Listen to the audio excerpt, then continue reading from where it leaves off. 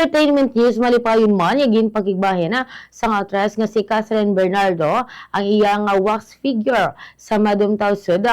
Hong Kong pagkatapos ng halos isa ka tuig nga paghulata. Ang proyekto nagsugod sa Agosto sa nagdigan nga tuig kung sa diin ginhimo ang mga sukat agud masiguro nga kaanggid ini sa aktresa. Suno kay Catherine, nagdayaw ini sa obra man sa mga artista nga mahimo nga naghimo man sa wax figure bangod bisan ang pinakagamay nga detalye sa iya nga itsura ang nakuha alin man sa facial features tubtob sa iya kuko kag makeup. Gin-share man sa aktres nga pinasay sa iya ang gown nga ginsuksok sa sang wax figure bangod ini ang nagikan man sa isa ka importante nga karera kung sa diin nakabaton siya sang award sa South Korea sa tuig 2023.